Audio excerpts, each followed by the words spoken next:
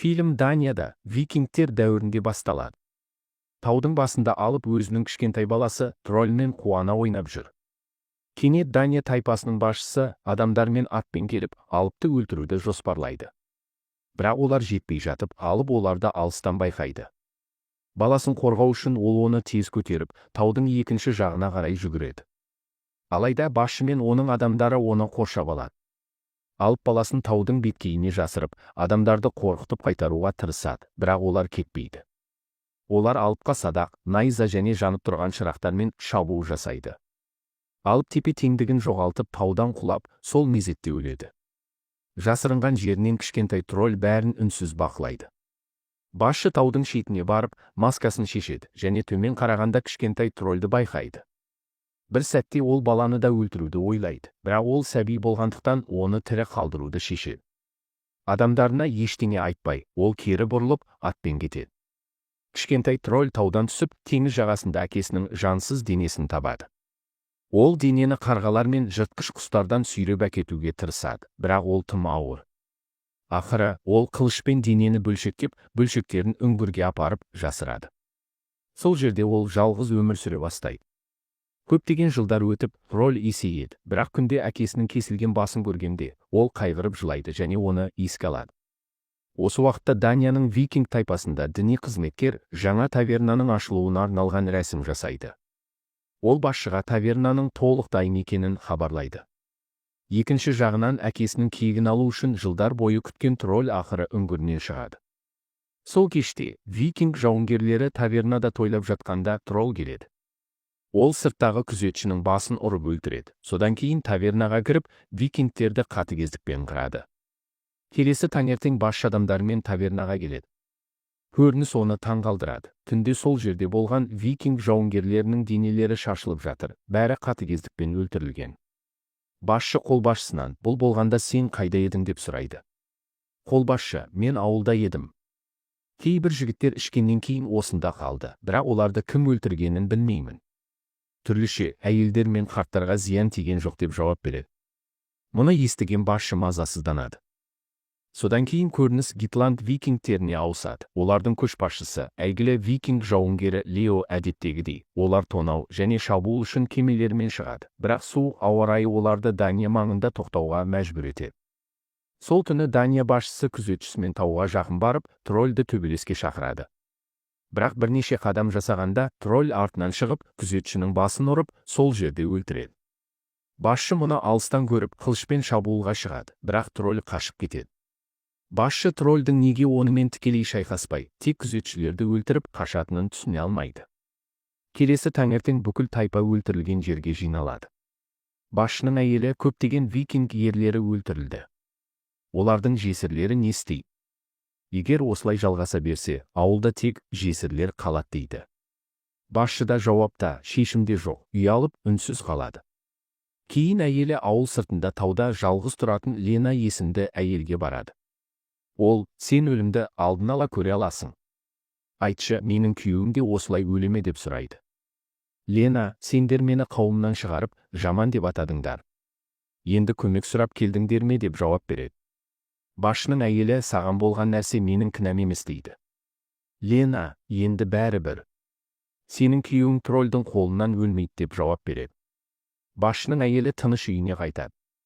Осы уақытта Лео бастаған Гитланд викингтері кемелерімен Дания тайпасының қонысына жақын жерге қонады. Даниялық атты әскер оларды көріп, бұл жерде викингтердікі. Егер тонауға келсеңдер, дереу кетіңдер деп ескертеді. Лео, мен кетпеймін.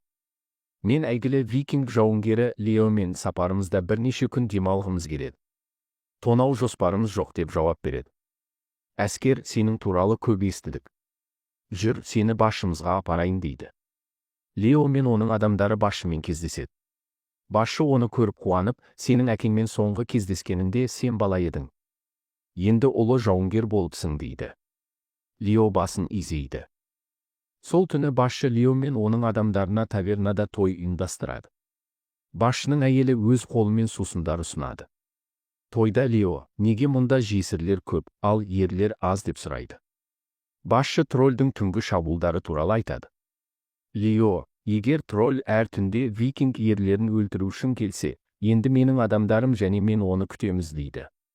Тойдан кейін басшы, оның әйелі және басқалар үйлеріне қайтады, ал Лео мен оның жауынгерлері және тайпаның бірнеше адамы тавернада қалады. Түн ортасында тролль таверна сыртына келеді. Алдымен діни қызметкерді иіскеп, содан кейін есікке жақындап, іштегі викингтердің жергілікті ме, әлде бөтен бе екенін тексереді. Іште Лео мен оның жауынгерлері тролльдің келгенін сезіп, шайқасқа дайындалады. Бірақ тролль іштегі жауынгерлердің жергілікті викингтер емес екенін сезеді. Кірудің орнына ол жабық есікке зәр шашып, түнге жоғалады. Таңертең басшы Леоға бір түрлі кеше түнде ешкім өлтірілмеді дейді. Лео, тролль есікке келді, бірақ шайқасудың орнына зәр шашып кетіп қалды деп жауап береді. Осыдан кейін Лео өз адамдарымен және тайпаның бірнеше адамымен тролльді өлтіру үшін тауларға іздеуге шығады. Бірақ көп жерді іздегеннен кейін оны таба алмай ауылға қайтады. Кейін Лео жалғыз Ленаның үйіне барады. Ол, сенің өлімді алдын ала көретінін естідім дейді. Лена, сен әйгілі викинг жауынгері Лео екеніңді де естідім. Не үшін келдің деп сұрайды. Лео, тролль мен викингтер арасындағы шайқаста қанша өлім болатынын, және тролль өлеме білгім келеді. Бұл сенің халқыңды қорғау үшін маңызды дейді. Лена, мен бұл халықтың бірі емеспін. Бала кезінде басшының жиені мені осында келіп, ұятты өмірге мәжбүр етті. Сенің сұрағына келсек, мен болашақты көрдім. Тролль өлтіріледі, бірақ көптеген викингтер де өледі, жер қанға боялады. Шынында мұндағы адамдар бұдан артыққа лайық емес деп жауап береді.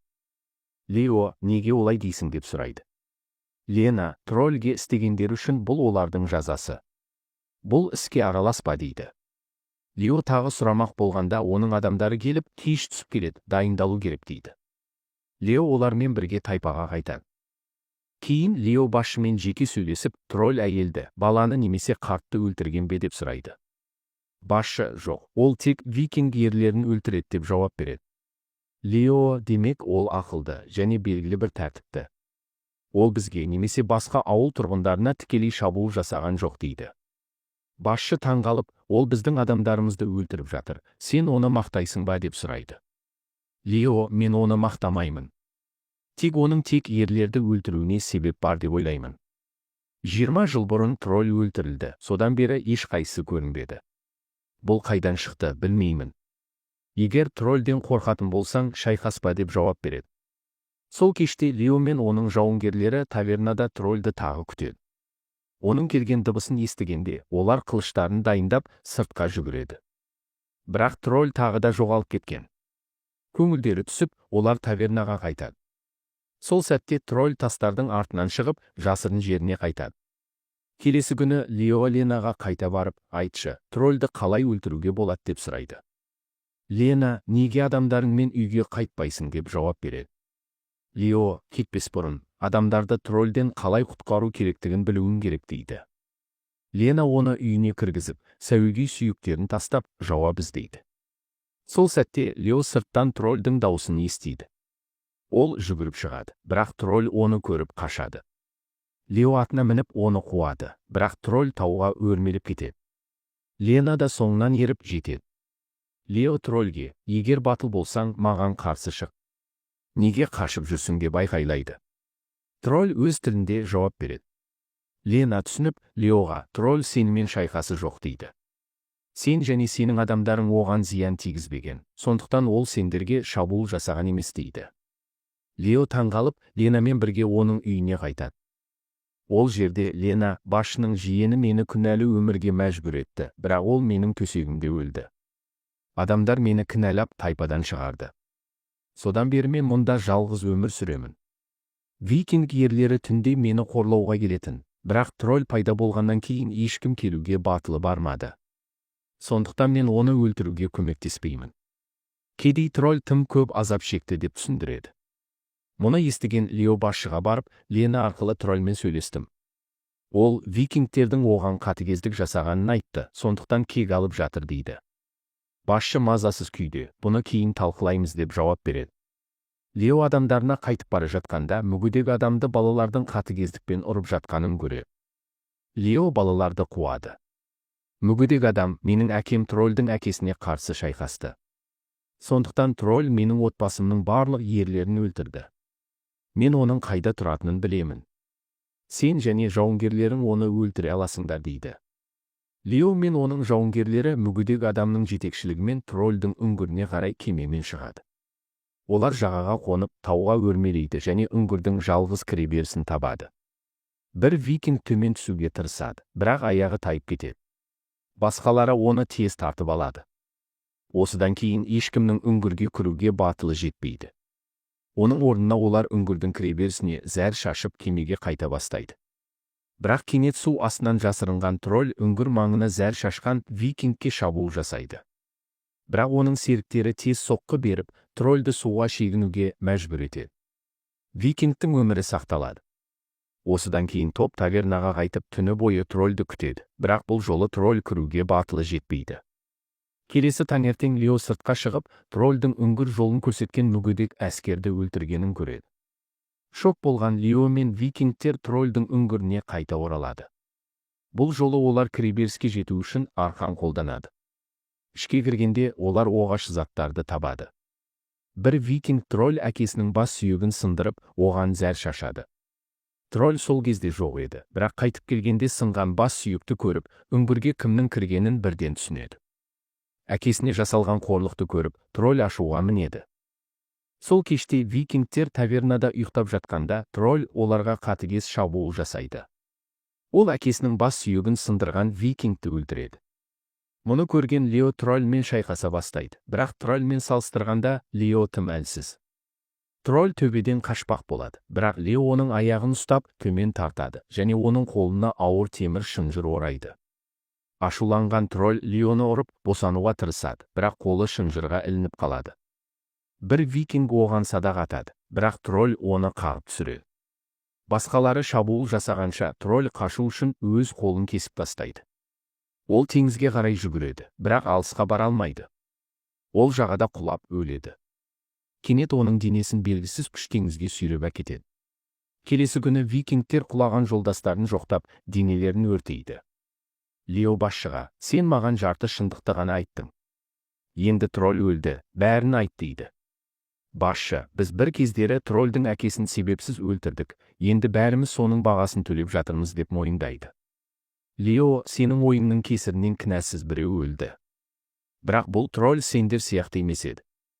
Ол ешқашан кінәсіздерге зиян тигізген жоқ деп жауап береді. Басшы ұялып қалады. Сол түні викингтер тролльдің кесілген қолын тавернаға іліп, тролльдің ақыры өлгенін тойлайды.